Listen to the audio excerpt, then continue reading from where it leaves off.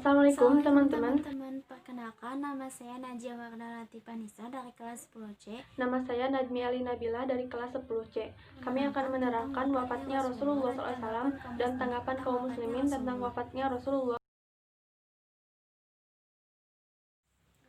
Menjelang wafatnya Rasulullah, banyak utusan kabilah-kabilah Arab datang kepada beliau untuk menyatakan diri memeluk agama Islam. Kemudian disusul pula dengan turunnya Quran Surat An-Nasr yang menggambarkan kedatangan utusan-utusan tersebut dan serta menyuruh Rasulullah untuk memohon ampun kepada mereka.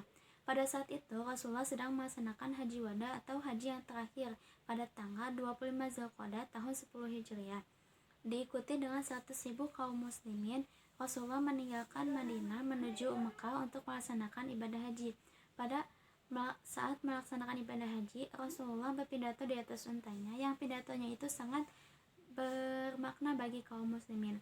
Isi dari pidato itu diantaranya Rasulullah melarang manusia untuk berlaku kasar dan aniaya terhadap istri-istri mereka, dan janganlah membalas pembunuhan di zaman jahiliyah, dan janganlah riba, dan janganlah saling membunuh, dan jangan pula menjadi kafir sepeninggal beliau, dan berpegang teguhlah kepada kitab Allah dan surahnya agar tidak tersesat. Sesungguhnya tidak ada yang kelebihan di antara kaum muslimin selain takwanya kepada Allah. Ketika Rasulullah sedang berpidato, turunlah ayat terakhir, yaitu Quran Surat Al-Maidah ayat 103 yang berbunyi, A'udzubillahi minasyaitonirrajim, Al-yawma akmaltu lakum dinakum wa asmamtu alaikum ni'mati wa raditu lakumul Islam madinah. Pada hari ini telah aku sempurnakan untukmu agamamu dan telah kucukupkan nikmatku untukmu dan telah kuridhoi Islam menjadi agama bagimu. Haji Wada disebut juga sebagai haji pamitan karena haji itu merupakan haji terakhir yang dilaksanakan Rasulullah bersama kaum muslimin.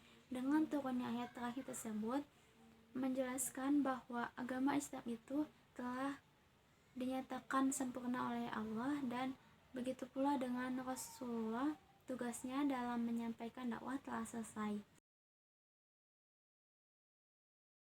Begitu melihat wafatnya Rasulullah SAW, kaum muslimin bingung apa yang harus diperbuat. Pikiran mereka tidak sanggup menghadapi kenyataan ini, dan seluruh pelosok Madinah pun seakan berubah menjadi muram. Setelah mendengar kabar kematian Rasulullah SAW, Umar berkata, sesungguhnya beberapa orang munafik beranggapan bahwa Rasulullah SAW akan meninggal dunia. Sesungguhnya beliau tidak meninggal, beliau hanya pergi ke hadapan Robnya, sama seperti yang dilakukan Musa bin Imran yang pergi dari kaumnya selama 40 hari, lalu dia kembali kepada mereka setelah dianggap meninggal dunia. Demi Allah, Rasulullah SAW benar-benar akan kembali. Maka tangan dan kaki yang menganggap bahwa Rasulullah SAW meninggal hendaklah dipotong. Umar tidak percaya bahwa Rasulullah SAW telah meninggal. Abu Bakar radhiyallahu anhu dari tempat tinggalnya di dataran tinggi Madinah, Abu Bakar memacu kudanya, lalu turun masuk ke masjid tanpa berbicara dengan siapapun, dan masuk ke rumah menemui Aisyah dan mendekati jasad Rasulullah sambil memeluk dan menangis.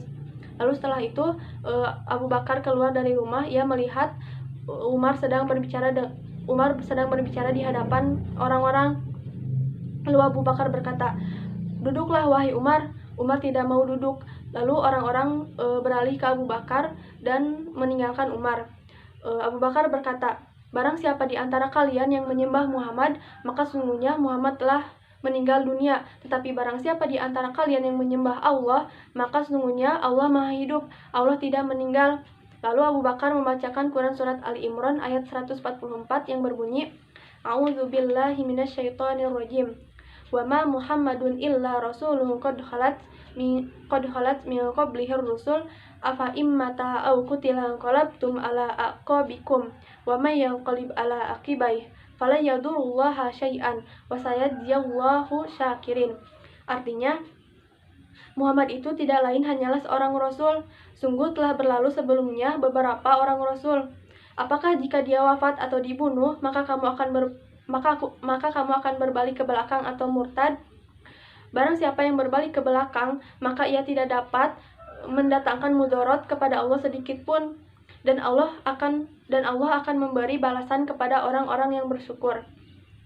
Ibnu Musayyab menuturkan, Umar berkata, Demi Allah, setelah mendengar Abu Bakar membacakan ayat ini, aku pun menjadi linglung hingga aku tak kuasa mengangkat kedua kakiku hingga aku terduduk ke tanah saat mendengarnya. Kini aku sudah tahu bahwa Rasulullah SAW memang sudah meninggal.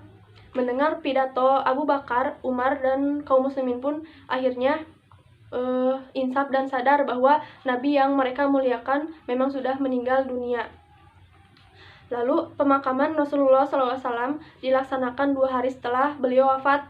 Tapi sebelum dimakamkan, diselenggarakan pemilihan khalifah yang akan menggantikan kedudukan Rasulullah SAW sebagai pemimpin umat Islam.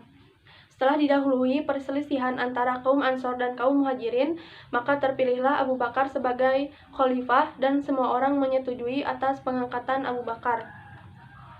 Sepeninggal Rasulullah SAW, seluruh kaum muslimin merasa sedih yang amat sangat, dan setiap kali dibacakan nama Muhammad Rasulullah SAW pada azan, bercucuran air mata kaum muslimin saat mendengarkannya. Mereka mengingat kembali akan Rasulullah SAW. Sebagian kaum muslimin telah murtad dari Islam dan tidak mau membayar zakat. Mereka menganggap bahwa zakat hanyalah upeti yang harus diberikan kepada Rasulullah SAW. Maka setelah Rasulullah SAW wafat, zakat tidak perlu dibagikan lagi. Di samping itu, sebagian kaum muslimin yang lain telah membuat dan mengangkat nabi palsu. Di antara mereka yang mengangkat dirinya sebagai nabi palsu ialah Tulaihan bin Khuwailid, Sa'jah Tamimiyah, dan Musailamah Al-Kadzab. Kejadian-kejadian ini akhirnya dapat dihampas oleh Abu Bakar selama masa pemerintahannya 2 tahun 3 bulan dengan menyiapkan 11 pasukan tentara kaum muslimin untuk memberantas para perusuh tersebut. Suasana dalam negeri kembali tentram dan kaum muslimin dapat melaksanakan kehidupan sehari-hari sebagaimana biasanya.